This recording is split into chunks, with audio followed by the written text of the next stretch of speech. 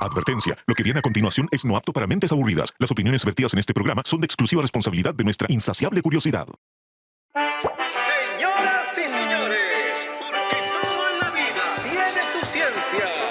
Aquí comienza All You Need Is Love. El show de ciencia y tecnología más querido del mundo. Con la conducción del periodista Iván Rimaza. ¿Cómo están?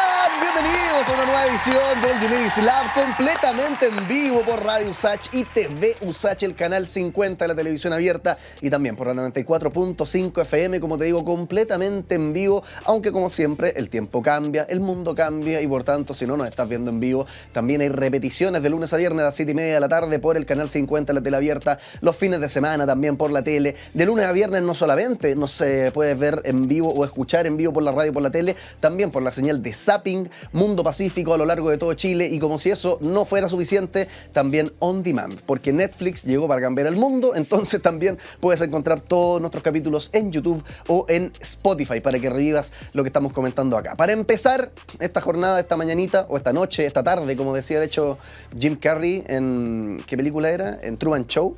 Decía, buenos días, buenas tardes y buenas noches, dependiendo de cuándo nos escuchen. Bueno, para empezar entonces esta mañana, tarde o noche, les voy a hacer una pregunta para activar el cerebro.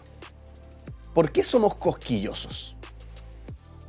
¿Por qué somos cosquillosos? ¿Y por qué, si intento hacerme cosquilla ahora, por ejemplo, si me rasco la guatita así, no me voy a reír, pero para nada? Las cosquillas son un fenómeno neurológico fascinante, pero también son evolutivamente útiles, como que sirven para algo, por decirlo de alguna manera. Lo primero, y que me parece genial, es que la psicología dice que hay dos tipos de cosquillas. Está la nismesis, con K al principio, nismesis, y esa es la sensación suave e irritante como cuando una pluma te roza la piel. Pero también está la gargalesis, que es la versión más intensa de la cosquilla. Te produce una risa histérica, movimientos involuntarios, incluso a veces, si es que estás mucho tiempo bajo ese estado, un poco de dolor de tanta cosquilla. De hecho, ambas cosquillas son tan diferentes que incluso usan circuitos cerebrales distintos. Te repito, la nismesis y la gargalesis. La neurocientífica Sarah Jane Blakemore descubrió por qué no puedes hacerte cosquillas a ti mismo. Y es porque el cerebelo, que es una parte de nuestro cerebro, actúa como un experto en predecir. Entonces, atenúa las sensaciones que vas a generar con tus movimientos, porque sabe ya lo que se viene por delante. Por eso la risa aparece cuando alguien más te toca, porque ahí el sistema predictivo falla y la sensación llega con intensidad. Ahora, ¿por qué en general nos da más cosquilla, no sé, en las axilas, comparado con, por ejemplo, la espalda? La teoría dice que las zonas más cosquillosas tienen una alta concentración nerviosa porque serían zonas evolutivamente vulnerables. O sea, la risa y ese movimiento incontrolable que nos provoca no es solamente una reacción social, es la manifestación de un mecanismo de defensa, de alguna manera, protegernos de ciertas invasiones, por decirlo así, a nuestro cuerpo. Pero no todos somos igualmente cosquillosos, porque también influye, y no solamente la sensibilidad táctil, que digamos todos tenemos diferencia en aquello, también influye la edad. Por ejemplo, los bebés no son cosquillosos hasta los 4 o 6 meses de edad porque su cerebelo todavía no ha desarrollado completamente el sistema predictivo. Y dependiendo del contexto, de hecho, el mismo estímulo, el mismo toque, dependiendo de quién lo haga y en qué contexto, puede generar risa o pánico, amenaza o un simple juego. Acá comienza All You Need Is Love. Te escuchamos. Esto es Conexión Cuántica.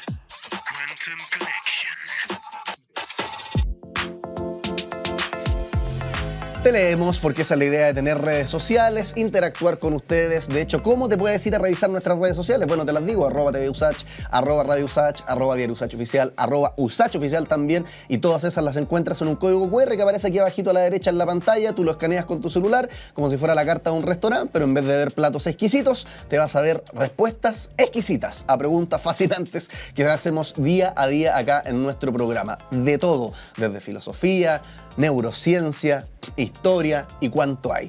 Vamos a ver, de hecho, la última que tiene que ver con biología marina. Mira, esto es lo que subimos. ¿Cuál es el animal marino más raro?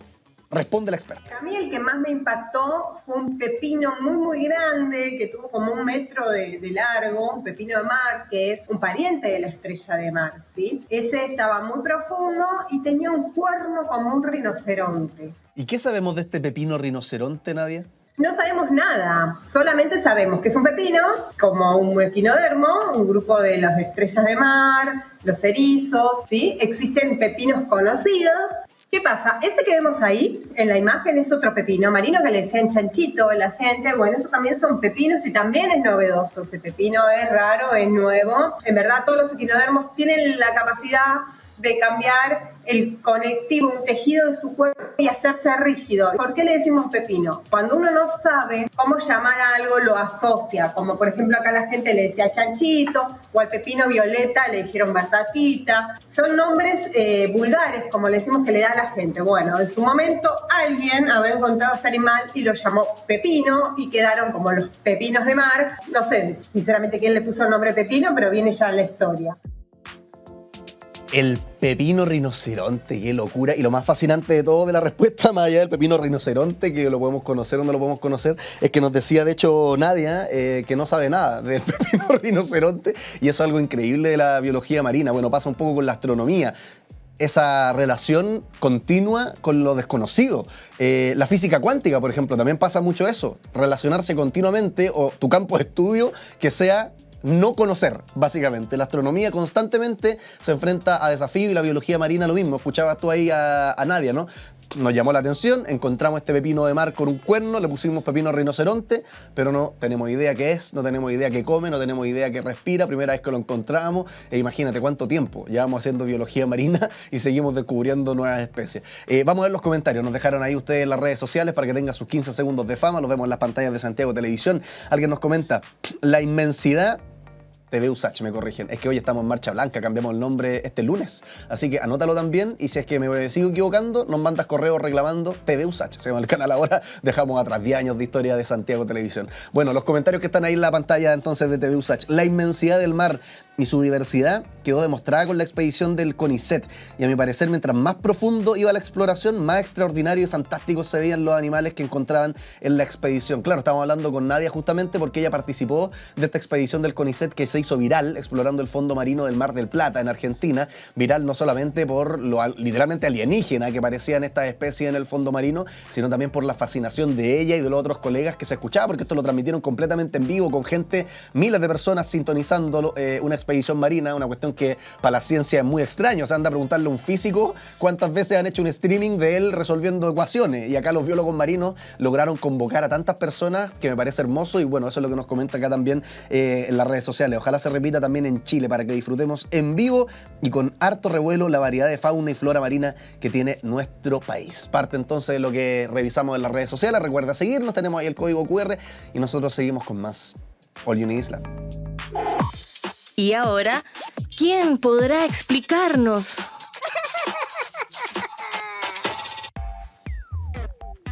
La tragedia en Israel, Gaza, un genocidio por parte de Israel calificado por muchos. Hay impotencia, yo creo, en todo el mundo, ver que esto no detiene, que cada vez se destruye más y más a la población palestina. Tiene toda una base ideológica detrás, por parte de Israel, por parte también de Palestina. ¿Cuáles son esas ideas que sostienen cada una de las posturas? ¿Por qué nadie detiene a Israel? ¿Cuánto poder tiene para que nosotros estemos permitiendo en el mundo que ocurra este nivel de horror? Lo vamos a estar comentando con Fernando Estensoro, doctor en estudio americano, académico también de la USACH, que nos acompaña acá. Nuestro público te da un aplauso. Fernando, muchas gracias por estar en el programa. ¿Cómo te va? Hola, ¿cómo estás? Muchas gracias por esta invitación a conversar contigo. Oye, Fernando, partamos por eso que decía yo, una de tus líneas de investigación es la historia de las ideas. Y cuando hablamos del conflicto Gaza-Israel, la gente, para que entienda, cada una de las posturas tiene una raíz ideológica muy profunda. ¿Qué sostiene cada una de estas posturas? Y te formulo la pregunta de la siguiente manera, como si nos metiéramos en la mente de un ciudadano de Israel, sionista, ¿qué es lo que piensa que lo lleva a justificar estas atrocidades? Y si nos metemos por el anverso en la mente de una persona de Palestina en Gaza, ¿qué es lo que justifica también el querer tener un Estado-nación? Claro. Mira, tenemos que combinarlo entre historia y las ideas y geopolítica, ¿ya? La verdad es que todo finalmente son ideas, porque nosotros entendemos la realidad, o vemos la realidad, la procesamos en nuestro cerebro, y para entenderla la transformamos en ideas. Claro. Y después las clasificamos. Así que, pero muy interesante esto que tú dices, cómo entienden, qué visión de mundo tienen los palestinos y qué visión de mundo tienen los israelitas, o los israelíes que apoyan al gobierno de Netanyahu. Bueno, el origen de este problema, ¿ya?, está en que los palestinos, la nación palestina, que es un pueblo que tiene cultura, que tiene tradiciones, de todo tipo, tradiciones culturales, tiene idioma, comida, es un pueblo milenario de esa zona, ¿ya? No tiene derecho a ser un Estado, o sea, no tiene posibilidades, tiene el derecho, ¿ya? Pero claro, uno diría, cualquier grupo de personas tiene el derecho. Tiene derecho, pero el Estado de Israel no permite, ¿ya?, que ellos se constituyan en un Estado-nación, así como Chile, como el propio Israel, violando el mandato de las Naciones Unidas. Aquí hay que entender, ¿ya?, ¿no es cierto?, que el Estado de Israel, ¿no es cierto?, está violando una orden de las Naciones Unidas de que se genere el Estado de Palestina. Porque esos territorios, la Palestina, ya bíblicamente, ¿no es cierto?, viene de muy antiguo, ¿no es cierto?, origen de muchos pueblos, de muchas culturas, de muchas nacionalidades, ¿ya?, de muchas naciones. Que tienen, ¿ya?, un vínculo con ese territorio. Que tienen un vínculo con ese territorio, que también es lo que reclama históricamente los sionistas, que dicen, nosotros bíblicamente comenzamos en este territorio. Ya. Durante eso, en el siglo XIX era parte del Imperio Otomano. Llegaron cuando se expandió el Imperio Turco Otomano, esa zona quedó sometida al Imperio Turco Otomano. Vino la Primera Guerra Mundial. Los turcos, que eran aliados de los germanos y del Imperio Austrohúngaro, perdieron la guerra. Entonces, ese territorio, que había sido de los turcos otomanos, se lo repartieron entre el Reino Unido, Inglaterra, ¿ya?, que es la esencia del Reino Unido, de la Gran Bretaña también. Que luego habilitó la existencia de Israel. Y Francia. ¿Ya? Los dos se repartieron, ¿ya? Se sentaron, ¿por qué? Porque podían, porque eran poderosos. Habían ganado la guerra, tenían las armas, entonces ahora nos vamos a repartir el botín. Así como en la época de la colonia, digamos, los colonizadores se repartían en África, rayando cuadrado en un mapa. En el mismo siglo XVIII y XIX. ¿No? Repartiéndoselo como si fuera un Catán, un juego, digamos. Ya, entonces, para no pelearse entre ellos, esto para mí y esto para ti. Exacto. Ya, entonces, a Irak, ¿ya?, ¿no es cierto?, y parte de Siria, se quedaron los franceses. ¿Ya? Y la parte más al sur, lo que correspondería al Líbano y a la Palestina, ese territorio, la Palestina es como Chiloé, es como hablar de un territorio, ¿no es cierto?, de una zona que tiene clima, tiene determinadas condiciones geográficas. Fue para los británicos, ¿ya? Quedó para ellos. Y a los británicos, el movimiento sionista, que es un movimiento de judíos, ¿no es cierto?, ¿ya?, que tiene desarrollo en muchos países de Occidente, ¿no es cierto? Ese movimiento, ¿no es cierto?, que es un movimiento político, ¿no es cierto?, está pugnando por crear el Estado de Israel, porque ellos bíblicamente consideran que Dios les dio ese territorio. O sea, ahí hay una ideología, pero una ideología que se confunde con la religión, que también es un cuerpo de ideas. ¿Ya? Entonces ellos entonces de a poquitito empezaron a enviar colonos a ese territorio. Claro. ¿Ya? Entonces había una familia palestina que había estado ahí por 100 años y de repente le aparece una familia judía. Sí. ¿Ya? Que empieza a llenar de vecinos. Claro, y parte uno por aquí y otro por acá, ya, perfecto. Vivían relativamente bien, sin problema. Pero la idea de eso era, finalmente, este movimiento sionista quería generar el Estado de Israel, porque no estamos en la época bíblica, estábamos en el siglo XX, ahora las naciones se quieren juntar en estados-nación, por eso llamamos la cultura, el pueblo, la nación, con el Estado que es el territorio. O sea, la nación chilena es el Estado, ¿no es cierto?, con el pueblo chileno. Entonces podríamos decir una nación chilena, ¿ya? Entonces, el Estado-nación de Chile, ¿no es cierto?, que es el territorio. Entonces, estos judíos querían eso, ¿ya? Y es una tradición para ellos muy cultural y muy antigua, ¿no es cierto? Como todo grupo humano tienen derecho a pensar lo que quieran. El problema, ¿no es cierto? Bueno, viene la Segunda Guerra Mundial, que es este entremedio, esta pelea, viene la Segunda Guerra Mundial, y ahí, ¿no es cierto?, ya... El Holocausto. con todo el holocausto, con todo el problema, y ahí, ¿no es cierto?, se va a configurar a raíz de la presión que siguen haciendo este movimiento sionista, que es un movimiento político, ¿ya? Sí. Es un movimiento político que cometió actos de terrorismo, mató civiles, mató niños, ¿ya? Porque estos grupitos, que ya para la época de 1945 eran bastante, ya no eran 2 familias, eran bastante más familias, estaban... con conexiones de lobby en Estados Unidos, en Inglaterra, con el poder. Con mucho dinero, sí. ¿Ya? Los Rothschild, con mucho dinero, o sea, ¿no es cierto? Entonces estaban presionando a los británicos porque querían, oiga, quiero ser un Estado-nación, porque, claro, porque usted tiene... Apáñame. Claro, usted tiene el resorte, usted, sí, no somos territorios que estamos ocupados por usted. Entonces, y que empieza todo también un proceso de descolonización, como tú decías, de África. Eso viene después de la Segunda Guerra Mundial, ¿ya? Porque Estados Unidos promueve, no le gusta este imperialismo a la antigua de los europeos, que llegan con su militar, con su ejército, ya al África, matan a los que se lo oponen y dicen, ¿saben, cabros? Ahora esto es mío. ¿Por qué? Claro. Porque puedo, porque si no te mato. Así de simple. Por supuesto te van a dar todo un discurso, te venimos a educar, te venimos a hacer cristianos, te venimos a hacer más bonito. Oye, pero es lo mismo que se repetía cuando vinieron a colonizar al pueblo mapuche. Exactamente lo mismo. Es lo mismo. ¿Por qué llegaron? O te unes o te mato. O te unes o te mato. ¿Por qué? Porque puedo, porque tengo la fuerza, ¿ya? Y obviamente yo a ti, ¿ya? Te la tengo que vender de una forma más digerible, pues, claro. Pero para que no aleguen mucho, bueno, te puedo dar unas tierritas ya. Pues, ya, perfecto, ya. Hay que matar a todo esto. Claro, claro. Ya. Para hacerlo así. Sí, tranquilo. Coloquial. Bueno, ¿qué ocurre? Entonces, bueno, pero había toda una presión y los ingleses, el parlamento inglés estaba ahí, bueno, vámonos, estaba en una pelea política, claro. ¿Lo hacemos o no lo hacemos? Entonces, estos sionistas, ¿ya? Para ponerle presión a los que tenían el poder político, que era en este caso el gobierno británico, claro, el imperio británico, el Reino Unido, ¿ya? Empezó a hacer actos terroristas, ¿ya? Señora embarazada, lo empezaron a acuchillar, algún inglés que andaba para generar un clima de tensión, digamos. La Golda Meir, lo mismo que hace jamás, pues, la Golda Meir, esos eran los caritos, claro, pues, no era, ¿me entiendes?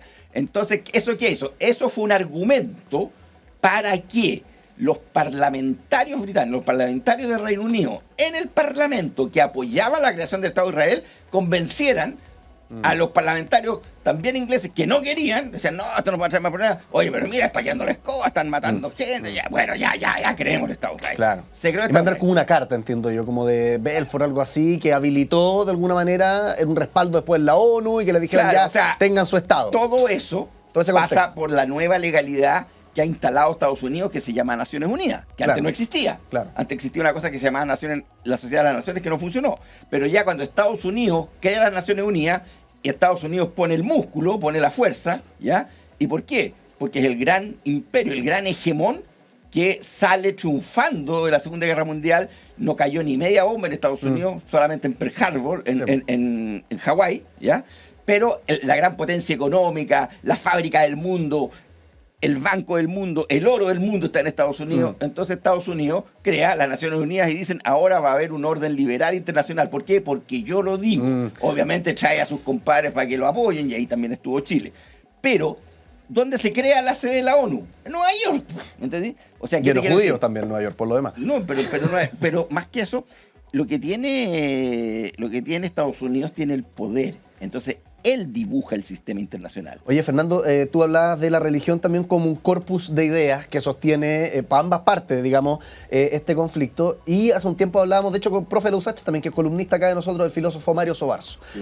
Y hablamos con Mario sobre la guerra, si es necesaria la guerra o no, por qué se da la guerra, distintos factores, bla, bla, bla, desde la filosofía. Y una cuestión que me quedé grabada y que la voy a conectar con esto para saber tu opinión, es que en el momento que la religión entra a las guerras, desde las cruzadas, y también podemos hablar del conflicto Israel-Palestina, la religión es lo que aporta un cariz de exterminación, es decir, de ver al otro como deshumanizado, como un otro enemigo absoluto, y por tanto la guerra se gana eliminándolo por completo. El exterminio es algo que previo a la religión, nos decía Mario, no era inherente a la guerra, sino que previo a la guerra, que se daba por motivos culturales, económicos, y hoy día de hecho siguen existiendo guerras por esas razones, no, como con la religión, están cruzadas por el exterminio. Entonces mi pregunta, y de nuevo volviendo a esto de la historia de la idea, ¿cuál podría ser el peligro, y que yo creo que lo estamos viendo claramente acá con Israel y Gaza, de que una guerra se fundamenta en la religión.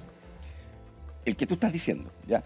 Como bien hablaste con Mario, históricamente, desde la historia... Perdón que te pause, porque si acá fuera como, oye, queremos obtener, no sé, petróleo de cierta zona, probablemente llegaría a un acuerdo, sacan petróleo, pero no sería necesario, como estamos viendo ahora, transformar Gaza en un peladero sin seres humanos, que es lo que pareciera que está buscando Israel. Lo que pasa, ¿ya?, es que lo que está probado históricamente, que las guerras religiosas, ¿ya?, lo mismo que las guerras civiles, son las guerras más sangrientas en la historia de la humanidad, por lo que tú dices, ¿ya? Porque los locos esos que van a esa guerra, para mí, ¿ya?, ellos creen que van por un mandato divino, ¿ya? Es Dios el que los ordena. Yo no diría, ¿qué sentido de realidad tiene eso? Claro, y particularmente en la religión judía, ¿ya?, ¿me entiendes? Particularmente los judíos, ¿no es cierto?, y también le traspasaron en parte a los cristianos, porque tú sabes que ahí hay una negociación. El cristianismo tiene su origen en el judaísmo. La religión judía, ¿no es cierto?, en la Biblia antigua dice que Dios le entrega, es Dios el que le entrega esa parte de Jerusalén, esa parte, ¿ya?, a los judíos. O sea, Dios le dice, judíos, a ti, a los... No estoy, en este momento no recuerdo si fue a qué profeta o a qué Abraham, al líder, ¿no es cierto?, le entrega, esta es tu tierra, ¿ya? Y mata a todos los que estén en esa tierra, porque esta tierra yo te la doy a ti. Y por lo que leí en un cuento. Pero dicen, en esta tierra, ahí está el pueblo, qué sé yo, mapuche, está el pueblo aymara, estamos haciendo una ficción, ¿no es cierto? No sé, ¿ya? Se llamaba de otra forma en tiempos bíblicos.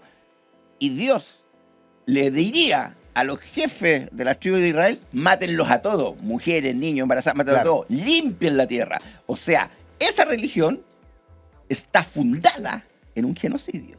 ¿Ya? Obviamente te van a decir 10.000 cosas, que eso es cultural, que eso es así, porque obviamente quienes se benefician de esta religión o aquellos sectores la van a tratar de justificar. Claro. Pero desde ese punto de vista, desde el punto de vista de la idea, tiene ese problemita, ¿ya? Pero para terminarte con la idea del origen y las ideas que... Entonces, las Naciones Unidas, por medio de esta negociación, de esta presión, da una orden, ¿ya?, y créase en esa zona de la Palestina, se crea el Estado-Nación de Israel y el Estado-Nación de Palestina. Dos Estados-Nación que tenían que convivir, o sea, aparte, ¿ya? Porque todavía no habían ingleses que decían, oye, pero ahí viven los palestinos hace como 500 años y los judíos están llegando recién ahora. Claro que ellos dicen que por parte de Dios eso es su terreno. Y desde la perspectiva de los palestinos estaban invadiéndolo. Obviamente, pues. Sí. Entonces, pues, ¿cuál es el problema? Que Israel, estamos en la Guerra Fría, Israel como Estado es aliado de Gran Bretaña y de Estados Unidos. Entonces Israel crea como Estado-Nación, ¿no es cierto? Pero a Estados Unidos dice, bueno, ya creemos Estado-Nación, ¿por qué se hace nuestro portaaviones en el Medio Oriente, que tiene mucho petróleo? ¿Ya? Entonces, con esas espaldas se crea Israel. ¿Y qué hacen los judíos? Cero. A los palestinos, cero. No vamos a cumplir la orden de crear el Estado-Nación palestino. Y por eso es el origen del conflicto actual. Entonces, ¿qué pide el Estado-Nación palestino? ¿Qué piden los palestinos? ¿Qué está en su cabecita? ¿Con quién nace? ¿Con quién lo alimenta? ¿Con qué ideas alimenta la mamá palestina, la guaguita palestina cuando es chiquitita? Le dice, mijita, ya nosotros somos de esta zona y tenemos derecho a un Estado-Nación. Sí. ¿Ya? Pero Israel no nos deja. Israel, ¿qué es lo que le dice a su gente? El Netanyahu, porque además hay posiciones políticas. Él le dice... Y hay personas que viven en Israel que también están ya en desacuerdo con este genocidio. Absolutamente, o sea, por eso es matizado, ¿no es cierto? Estamos hablando en este caso del gobierno de Netanyahu, que no diga que es Israel, no, es el gobierno de Netanyahu y los políticos y las ideas políticas más extremos y la ideología extrema del señor Netanyahu y ellos dicen, y sus socios, que hay muchos judíos que no están en absoluto de acuerdo. Totalmente. ¿Ya? A eso me refiero, estamos hablando de la idea. Los otros le dicen, no, pues, esta tierra me la dio Dios.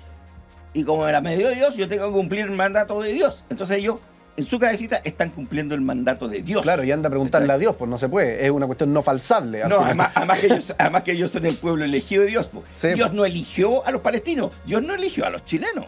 ¿Ya? Dios eligió a los judíos. Sí. Según ellos. Sí, pues, y esa es la razón, esa es la idea. Entonces, ¿cómo ahora esa idea, que es el otro tema que también es interesante que la gente lo conozca, porque también no ocurre con nosotros, ocurre en toda la realidad, esa idea, que es la esencia del origen del problema, se vende políticamente endulzada. se le pone un barniz bonito para convencer a la gente, ¿ya? Entonces, ¿qué estaría haciendo el gobierno de Israel? Estaría defendiéndose de los malos terroristas de Hamás. Claro. Pero lo que no dicen ellos es por qué hay terroristas en Hamás. Que además lo crearon ellos, lo creó el Mossad, ¿ya? El Mossad puso plata para que se creara, porque en ese tiempo el problema lo tenían con la OLP, que era la Organización de Liberación son Palestina, inteligentes también, pues saben que eran que más si izquierdosos. financian la resistencia, Claro. eso valida luego políticamente su relato de destruirlos. No, claro, pero además, ¿por qué el gobierno de Israel quería eliminar a la OLP? Porque eran marxistas. Ya. Eran, ¿me entendí? Comunistas. Entonces Estados Unidos hay que matar a todos estos palestinos porque son marxistas. Entonces crearon Hamás, que es fundamentalista religioso, que también son palestinos, pero políticamente, ¿ya? Su política también es más religiosa. ¿No? ¿Me entiendes? Entonces, Sí. Israel, con el apoyo de Estados Unidos, ¿no es cierto?, estudiaron esto y dijeron, ya, armemos, para debilitar a la OLP, armemos Hamás, que son otros gallos. Y por supuesto Hamás también peleó con la OLP. Entonces, Hamás expulsa a la OLP de la Franja de Gaza y se quedan ellos con la Franja de Gaza. Y como además también son religiosos, y frente a esta pelea, ¿no es cierto?, ellos empiezan también a hacer actos terroristas contra Israel, contra los ciudadanos de Israel, porque ellos quieren generar el Estado palestino. O sea, son distintas formas de lucha, pero el origen, ¿ya?, está dado porque Israel no permite la existencia, ¿no es cierto?, del Estado-Nación palestino, ¿ya? Entonces, y mientras eso no se solucione, lo más importante es que el problema no se va a solucionar. Ahora que están tratando de hacer un acuerdo, tú puedes aliviar el síntoma, pero mientras tú no soluciones la causa del problema, tú no vas a superar el problema, que es lo mismo que una enfermedad. Totalmente. ¿Ya? Entonces, eso es muy importante. Ahora, eso se vende por medio de ideas y de ideología. Entonces, ¿qué es lo que tenemos? Tenemos en este minuto una guerra de exterminio, ¿ya? Supuestamente justificada para luchar contra el terrorismo de Hamás. Ya. Pero en el peor de los casos, Hamás mató, yo no estoy de acuerdo con el terrorismo, mató a un grupo de ciudadanos de Israel, horrible, pero eso no justifica que Israel, a cambio de eso, extermine el pueblo. O sea, esa fue la excusa. Totalmente. Incluso es la excusa perfecta, que ya uno empieza a sospechar, finalmente, ¿quién planificó Toda esta cuestión. Porque, ¿qué es lo que está haciendo? Israel está limpiando Gaza, ¿ya? Finalizar, incluso ya hay discusiones para hacer un resort, etc. Pero el problema no es que quieran hacer un resort. El problema es que frente a las costas de Gaza en el mar, ¿ya?, que técnicamente serían territorios palestinos, Claro. ¿ya?, asignados como te digo, por la ONU, ¿ya?, hay gas y petróleo. Ese es todo el tema. Y lo que Oye, aquí Fernando, hay son intereses económicos para apoderarse, pero se apoyan de esta idea de crear el gran Israel. Vamos a terminar con una pregunta, pero de las más interesantes, porque te habrás dado cuenta que acá ya tenemos preguntas fascinantes, pero también tenemos juegos. Como por ejemplo, La ruleta. y esta ruleta que está acá, porque como dicen los profesores, la frase que siempre digo, qué mejor manera de aprender que ludificando. Cada uno de los colores de esta ruleta se corresponde con una pregunta común que tiene la gente sobre el conflicto en Israel y en Gaza. Entonces la idea es que yo la diga a la cámara y tú la vas a responder lo mejor que puedas. Puede que no tenga una respuesta, como muchas de las cosas, y vamos a tener que ahí teorizar y dar tu opinión, de repente más que hecho duro y concreto, pero vemos cómo la enfrentamos. ¿Te parece que giremos la ruleta? Vamos con la ruleta a la cuenta de 1, 2 y 3, mientras conversamos con Fernando Estensoro, historiador, académico también de la USACH, sobre el conflicto Israel-Gaza, cuáles son las ideologías que sostienen cada una de estas posturas y cómo se podría resolver eventualmente este conflicto. Ya nos daba ahí algunas pistas. Se detuvo en el color amarillo nuestra ruleta. Veamos qué pregunta se corresponde con el color amarillo. ¿Por qué nadie detiene a Israel? Responde el experto. Porque Israel tiene el apoyo ya de la potencia militar más poderosa del mundo, que es Estados Unidos. Y Estados Unidos le dijo a Israel, haga lo que quiera. Tiene chip libre. ¿No? Yo me encargo aquí de manejar al resto. ¿Ya? Y el segundo apoyo que tiene, que es del principal socio de Estados Unidos, ¿ya?, que colgándose Estados Unidos también obtiene un gran poder, que es el Reino Unido, los ingleses, Gran Bretaña, ¿ya? El Reino Unido. Ellos le dicen a Israel, haz lo que queráis. Nosotros te vamos a decir por el diario, oye, no seáis tan malos, ¿ya? Haz lo que queráis, ¿ya? Solamente por eso Israel puede hacer lo que hace, o yo no prefiero hablar tanto de Israel, prefiero hablar, el gobierno de Netanyahu, ¿ya?, puede hacer lo que hace, ¿no es cierto?, porque puede. ¿Y por qué puede? Porque tiene el poder y sabe que no le va a pasar absolutamente nada. El señor Netanyahu está acusado por el Tribunal Penal Internacional de genocidio, ¿no es cierto? Y Netanyahu dijo, ¿y a mí qué? ¿Qué me importa? ¿Qué me importa a mí? ¿Quién me va a venir a tomar preso? No, y al final suena bien crudo esto que voy a decir, pero bueno, tú me dirás si está en lo correcto o no, pero es la impresión que tengo. Pareciera entonces que para el mundo o para las potencias involucradas ideológicamente en esto, es más conveniente defender a Israel por poder económico, por poder político, que a Palestina, que no les da poder económico ni poder político. Exacto. O sea, la humanidad me importa un pepino en este caso. Absolutamente. Y eso es lo que está ocurriendo, ¿ya? Han muerto mucho más civiles, no militares, en este genocidio que está ocurriendo en Gaza que en la guerra ruso-ucraniana, donde ha muerto mucha gente, sí, pero militares que combaten. Yo estoy en contra de todas las muertes, de acuerdo, sí, pero nadie hace nada. En cambio, Ucrania, la guerra ucrania, le entregan armas a los ucranianos, la Unión Europea le entrega miles de millones de euros a Estados Unidos, bueno, ahora hay donde Trump quiere cambiar la política, pero no importa, pero durante años han entregado. ¿Por qué no le entregan armas a los palestinos para que se defiendan de este genocidio? ¿Me entiendes? O sea, el nivel de hipocresía es impresionante. Y aquí es muy importante, en mi opinión, y te felicito por hacer este programa, porque el nivel de complicidad de los medios de comunicación es del 200%, no los medios comerciales, los canales, no vamos a dar nombre, el mainstream, ¿no es cierto? Porque es fundamental tener a la ciudadanía confundida, engañada, contarle un cuento, decir, no, estos son malos, ¿no es cierto? Son terroristas, ¿no es cierto? O sea, solamente destacan un aspecto del problema, no todo el problema. Y una media verdad finalmente es una mentira, ¿no es cierto? Entonces, ese trabajo, y gastan miles de millones de dólares. Entonces, por medio de los canales, ellos bajan, ¿no es cierto?, la pauta en estos temas. De esa forma engañan a la población, no permiten ya que los expertos, que otras cosas aporte a este debate, censuran, ¿no es cierto?, hacen una serie de cosas. ¿Para qué? Porque es fundamental tener a la población sin conocimiento, porque de esa forma tú la puedes administrar. Fernando Estensoro, historiador, académico de la USACH, hablando sobre el conflicto Israel en Gaza. Nuestro público te da un aplauso. Muchas gracias por estar acá en el programa, Fernando. Muchas gracias por la invitación. Seguimos con más, ¿les parece? All You Need Is Love. La máquina del tiempo. Viajemos en el tiempo para ver cómo eran las casas en la antigüedad. ¿Te parece? Porque han cambiado un montón. En la antigüedad eran refugios primitivos. Cuevas naturales, por ejemplo, chozas hechas con ramas, barro, pieles usadas por comunidades nómadas y las primeras construcciones estables, que no era, digamos, el hoyo que me encontré en una piedra, como en Dark, ¿no? En la serie creo que en Dark hay como una caverna así misteriosa, ya, pues como ese tipo de cuevas que ocupaban. Bueno, las primeras construcciones que dejaron de ser simplemente cortesía de la naturaleza eran casas de adobe y piedra en Mesopotamia y Egipto, adaptadas al clima cálido y seco de cada uno de estos lugares. En Grecia y en Roma empezaron a aparecer viviendas con patios interiores, mosaicos también, sistemas básicos de agua y de desagüe en las ciudades. Y en Roma hubo una innovación importante. Se introdujo el opus caementicium, que es el concreto romano, que permitió, gracias a que se le ocurrió a algunos de los romanos, tener estructuras más duraderas, herencia que tenemos hasta el día de hoy. Por supuesto, no es el mismo concreto que ocupaban entonces, pero fue evolucionando hasta lo que tenemos el día en la actualidad.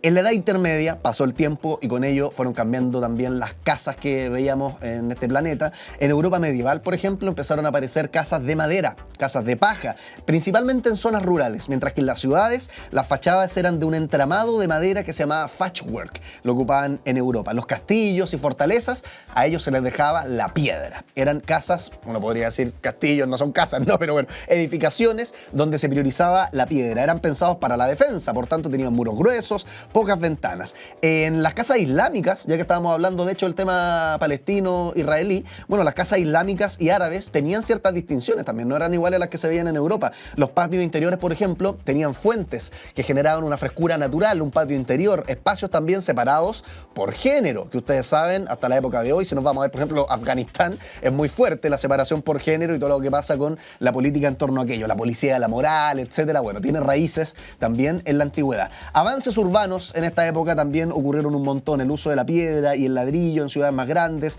con calles y viviendas adosadas. En la actualidad, desde la revolución industrial en adelante, el panorama ha cambiado un montón. Con la revolución industrial, de hecho, no solamente, porque acá estamos hablando como muy desde la construcción, ¿no? Cuáles son los materiales que se ocupan, pero ojo, a nivel político, la revolución industrial también hizo un cambio potentísimo en lo que tiene que ver con la vivienda, porque empezaba a tomar protagonismo las casas obreras, es decir, ver las necesidades de la clase trabajadora y tratar de abastecerlas de alguna manera con vivienda. Edificios también en serie. La revolución industrial, gracias al señor Ford, hizo que pudiéramos producir, como se hace hoy día, muchas cuestiones en serie. Mira, este resorte, ponte tú que tengo acá en la mesa, amigos de la radio se lo imaginan, pero cualquier cuestión china, digamos, se hace en serie por miles y miles, clones y clones, y lo mismo se empezó a hacer a una menor escala, ¿no? Claro, pero edificios en serie con materiales como acero, vidrio y ladrillo cocido. En el siglo XX, las viviendas modernas ya tienen ahora un diseño funcional, electricidad, agua potable, calefacción central, diversidad de estilos, desde rascacielos, edificios inteligentes hasta casas prefabricadas y modulares. En la actualidad absoluta, estamos hablando de los últimos 5 o 10 años, la tecnología ya se ha metido incluso con todo. Domótica, las luces inteligentes, estos aparatos como de Google o Alexa que te permiten controlar no solamente que se prenda o se apaga la luz o escuchar una música, que en realidad a esta altura es casi que anticuado usarlo solo para eso, sino que también hay gente que las persianas, por ejemplo, las cortinas, las mueve con control de voz. La temperatura de su casa, las estufas, las prende con control de voz. Todo eso es la domótica, eficiencia energética, materiales sustentables, paneles solares y tanto más. ¿Cómo ha cambiado? La vivienda fue la máquina del tiempo. Nosotros hacemos una pausa y seguimos con más All You Need Is Love. Hagamos la corta. Ciencia al paso.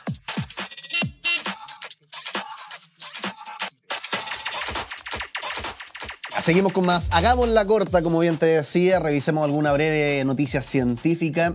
Ojo, porque la inactividad física, que no es lo mismo que la flojera, no. La inactividad física, el sedentarismo, podría restar casi 6 años de vida, según una investigación chilena encabezada por un académico de la Universidad Andrés Bello, que se llama Felipe Díaz. Y esta investigación reveló que la inactividad podría restar casi 6 años de vida, como bien te decía. Analizó los datos de más de 4.000 participantes de la Encuesta Nacional de Salud, haciéndole un seguimiento a cada uno de ellos por un poquitito más de 10 años.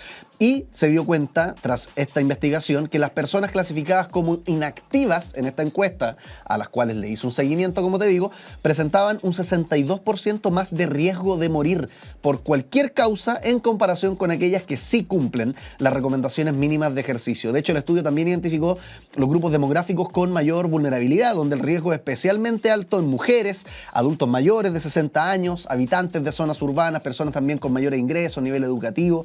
La idea de esta investigación no solamente es invitarte a moverte un poco, y que, ojo, yo soy re malo para los deportes, entonces de repente no es necesario que sea una pichanga todos los días o trotar no sé cuántos metros toda la semana. Basta de repente con elegir, ponte tú, en vez de la escalera eléctrica, subir por las escaleras del metro, en vez de tomar una micro, si es que son poquitas cuadras, caminarlas, incorporar de alguna manera el movimiento físico, la actividad dentro de tu vida diaria sin necesidad de terminar agotado, molido, transpirado, porque obviamente eso a aquellos que somos más o menos sedentarios nos espanta un poquito. Entonces la idea también es destacar esta barrera cultural donde el ejercicio se asocia principalmente al deporte competitivo, limitando la percepción de actividades cotidianas como caminar o incluso bailar como formas válidas de movimiento. Para que vivas más, muévete más. Seguimos con All You Need Is Love.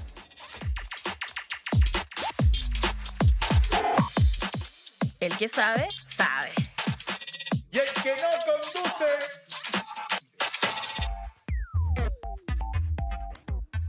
Oye, los últimos días hemos estado hablando en nuestro país harto sobre sicariato a propósito de un caso que seguro conoces relacionado con el Tren de Aragua. La pregunta entonces, ¿qué piensa un sicario? ¿Cuál es el perfil psicológico? Por supuesto, así como los seres humanos, no se puede reducir a solamente un perfil, ¿no? Hay matices, distintos tipos de personas, distintas realidades. Pero ¿cuáles son esas realidades que en general llevan a estas personas a entrar en este tipo de crímenes? Lo vamos a comentar con Víctor Noval, el psicólogo forense del Centro Universitario de Ciencias de la Salud en México. Víctor, te mandamos un aplauso a la distancia. Muchas gracias por conectarte a nuestro programa. Verdad, Ignacio, muchas gracias por la invitación. Un gusto estar aquí con ustedes. Oye, voy a partir por ahí. La pregunta que hacía un poco en la introducción, la pregunta tentadora y en general los medios de comunicación que caemos en el pecado del reduccionismo, ¿no? Entonces ya la pregunta yo creo que es medio tramposa, es decir, ¿cuál es el perfil psicológico de un sicario? Porque hay muchos. Pero, ¿cómo responderías tú a esa pregunta? ¿Cuáles son los distintos factores que hay en común que tú has visto, digamos, en la práctica clínica?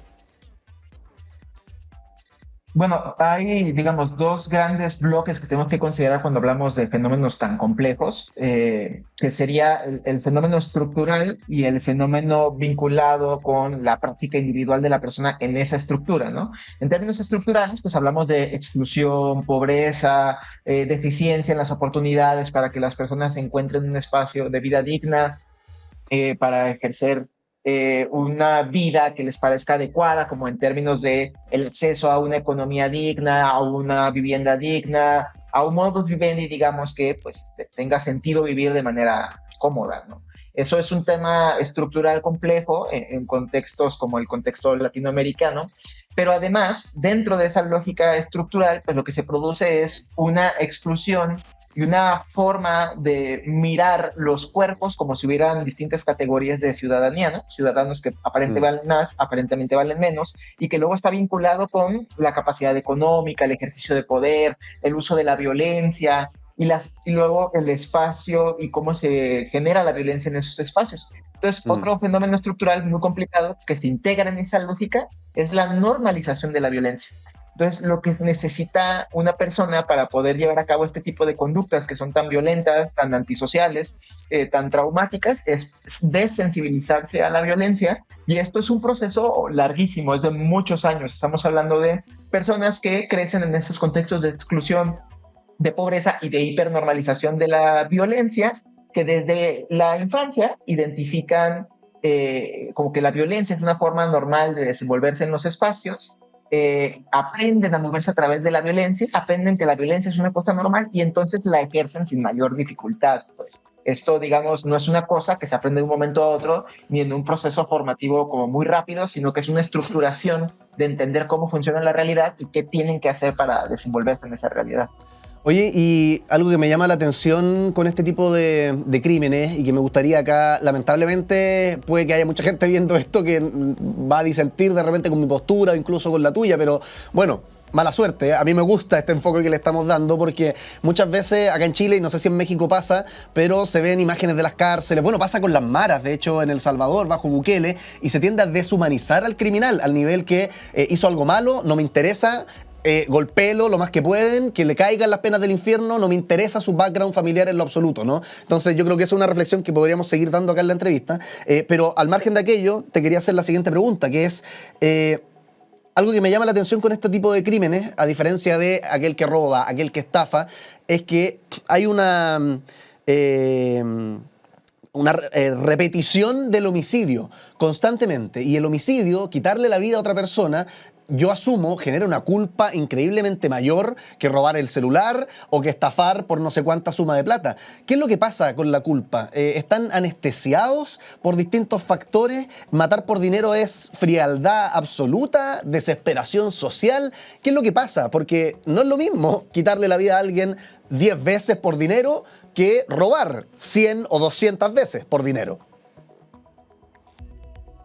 Bueno, aquí una cosa que tenemos que no perder de vista es que estas prácticas están vinculadas con economías ilegales, ¿no? O sea, están vinculadas con criminalidad organizada, tráfico de drogas, trata de personas, asesinatos por contrato, por supuesto, pero finalmente es una práctica que está vinculada a una praxis económica, pues una economía ilegal. No solamente es el acto, digamos, como antisocial por el acto mismo, sino que es como un mecanismo de acceso a un recurso económico y a un estatus de poder. También eso es muy importante tener esa claridad, ¿no? Es una lógica de ejercicio del poder que incluye pues, el uso de armas de fuego, del ejercicio de la violencia por encima de otras personas, de la interpretación como este mecanismo de ejercicio de la violencia como una forma de salir adelante, de obtener un estatus, de ser una persona que representa un poder que puede llevar a cabo, como incluso quitarle la vida a alguien. La realidad es que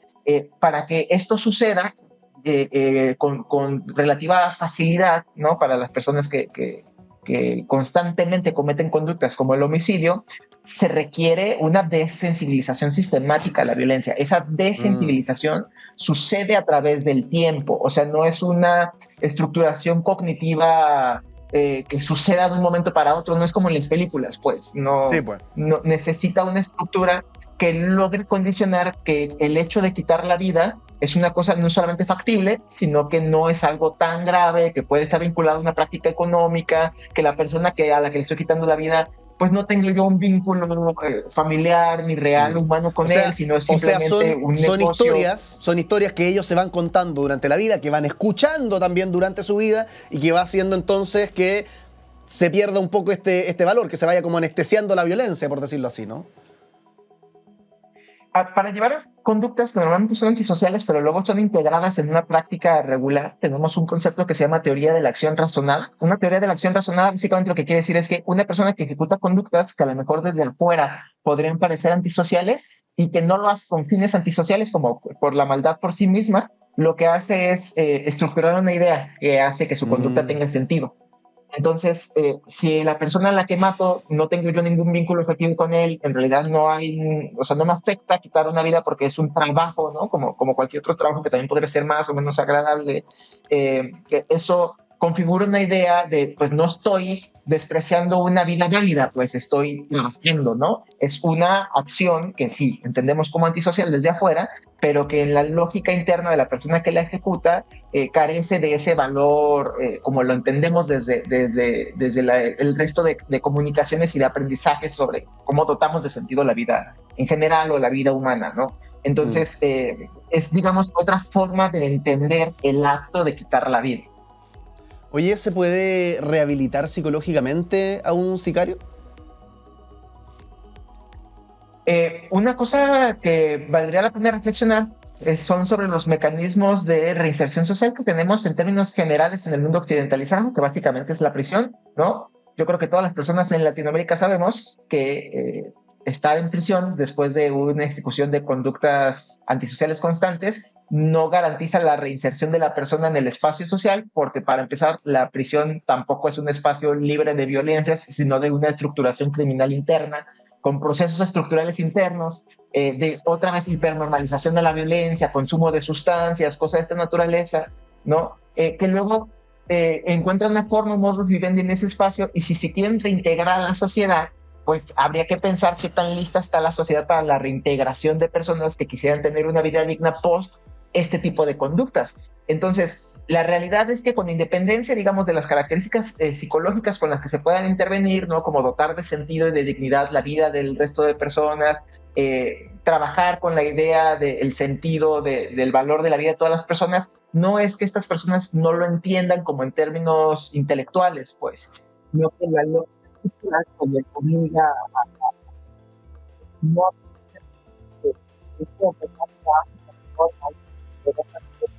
Uy, el audio, perdón que te interrumpa. Un baño muy sucio, por ejemplo. No, ahí sí, continúa. Es que los últimos 5 segunditos se nos perdió el audio un poco, pero continúa.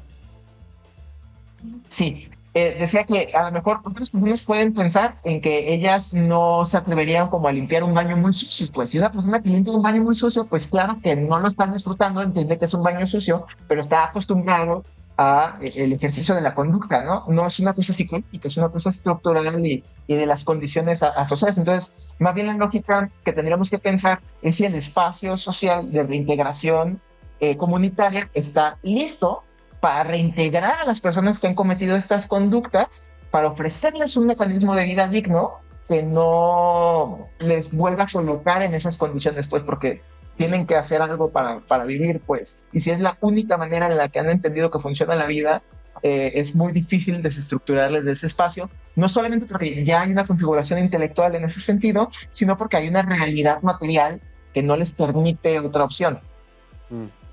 Oye, te habrás dado cuenta, Víctor, que en este programa tenemos preguntas fascinantes, pero también tenemos juegos, como por ejemplo... ¡La ruleta! Y ya la tengo sobre mi escritorio de conductor. Como dicen los profesores, uno aprende a través del juego. Así que la idea es que cada una de estas preguntas son preguntas serias, por cierto, que la gente se tiende a hacer o pueden ser polémicas, incluso sobre el tema del sicariato o de los sicarios. Entonces la idea es que cuando aparezca la pregunta, yo la digo a la cámara y tú la respondas lo mejor que puedas. De repente pueden ser preguntas sin respuesta, como te digo, algunas preguntas polémicas, pero también es saber tu opinión desde la psicología forense. ¿Te parece que hagamos girar la ruleta, Víctor? La giramos a la cuenta de 1, 2 y 3, mientras conversamos con Víctor Nodal, psicólogo forense del Centro Universitario de Ciencias de la Salud en México. Estamos hablando sobre el sicariato y la psicología que hay detrás de aquellos que la perpetran. Se detuvo entonces en el color morado, violeta, fucsia. La verdad es que mi teoría del color es bastante mediocre, pero ahí la ven ustedes en la pantalla de Santiago Televisión. ¿Qué color? O sea, ¿qué pregunta? Digo, se corresponde, TV Usach, perdón, ¿qué color, qué pregunta se corresponde con el color violeta o morado? Vamos a ver. ¿Los sicarios también son víctimas? Responde el experto. Sabemos que la variable que está más vinculada con la violencia, es decir, con lo que más explica la violencia, es justo otras formas de violencia, ¿no?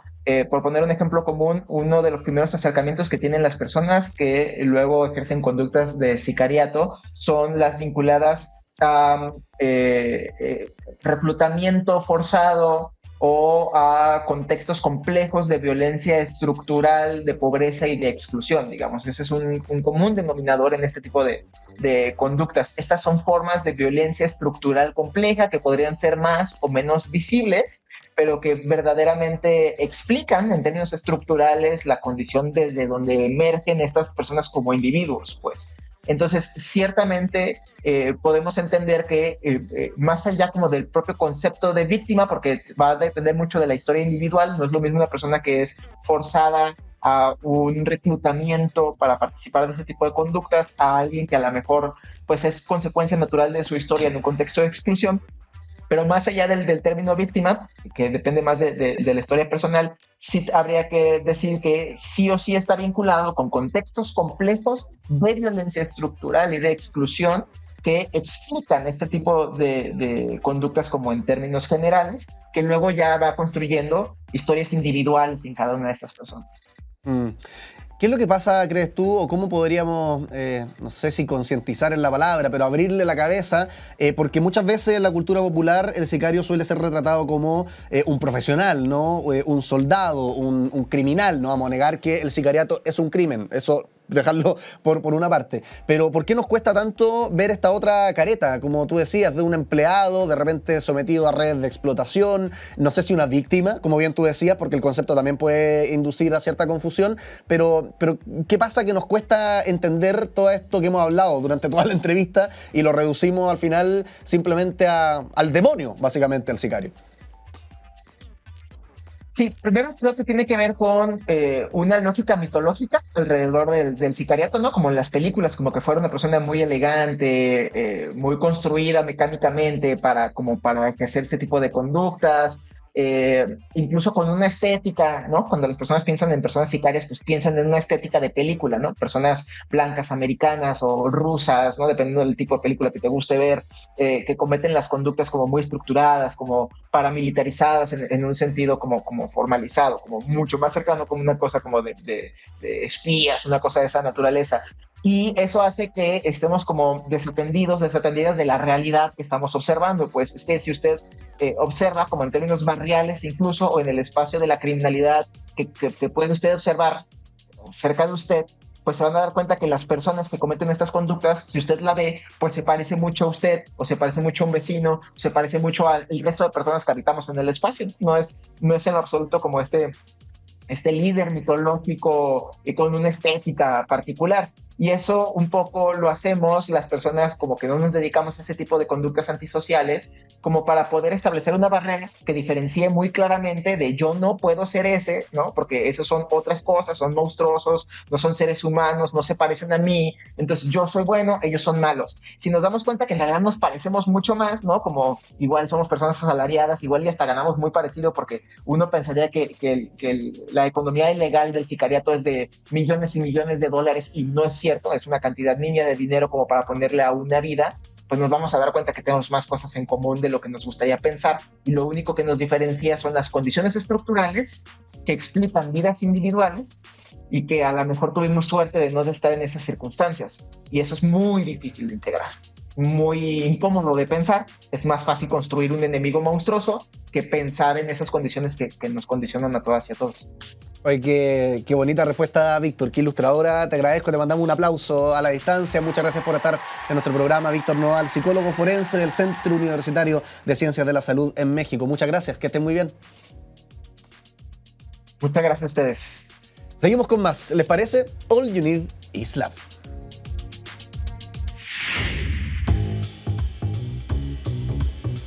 Hasta acá llega. Recuerda que nos encontramos siempre de lunes a viernes, 11 de la mañana por Radio USACH y TV USACH, el canal 50 de la televisión abierta. Repetición en los fines de semana, YouTube, Spotify también, para que ahí busquen los capítulos de All You Need Is Love. Nos encontramos en la próxima mañana, completamente en vivo a las 11 de la mañana. Que estén muy bien.